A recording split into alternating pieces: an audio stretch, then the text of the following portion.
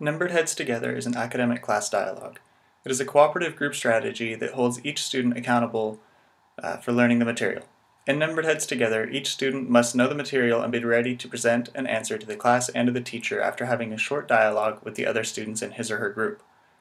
The SDAIE strategy creates positive interdependence as the students are able to learn from each other. They are working as a collaborative group to make sure that everyone in the group understands the question and knows how to correctly answer it.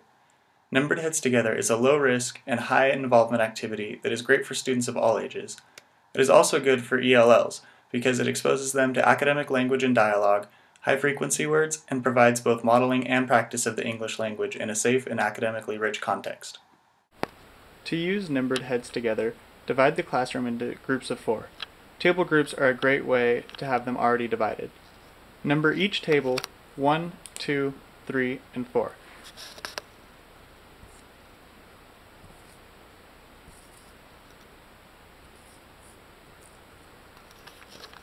Then assign each student within the groups numbers 1, 2, 3, and 4 as well.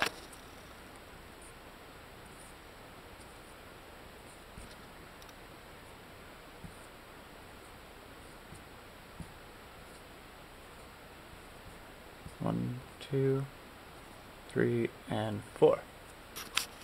After everyone knows their table number and their own personal number, you can begin. The process starts by the teacher asking a broad, open-ended question, something that the students can elaborate on. For example, if you just finished reading The Great Gatsby, you may pose the question, what are 3 important things that every person needs to know about the main character, J. Gatsby? The students will have about 30 seconds to discuss the answer amongst their group, and then the teacher will choose a number between 1 and 4 from a bowl. This number is the amount of students in each group, so since we have 4 kids in each group, the highest number that the teacher will choose is 4. So let's say I draw a number 3, for example. Got all the 3s right here. Now each student who's a number 3 from each of the groups can prepare to answer the question. All of the students have already discussed the answer with their table groups, but now you give them about 10 more seconds to make sure that number 3 has a solid answer. Then you're going to put that piece of paper back into the bowl, and you're going to draw a second number. The second number, or where the first number represented the number of students at each table, the second number represents which table that you're going to choose. So let's say, for example, I draw a number 2. Now I've got student number 3 at table number 2. He now knows that he's the person who's going to answer my question.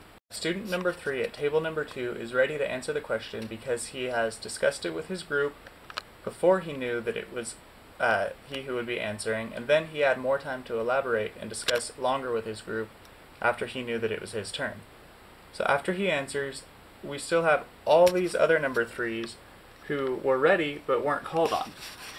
And so their job now is to listen to number 3 who is chosen, right here, as he answers the question, and if necessary afterwards they may expand or clarify or correct the student's answer if he gave a wrong answer.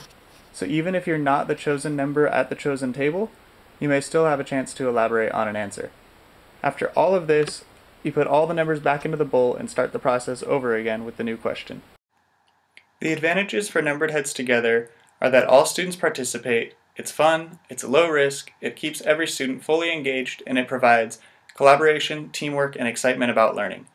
Numbered Heads Together is a great SDAIE strategy, and I hope that you're encouraged to try this in your own classroom.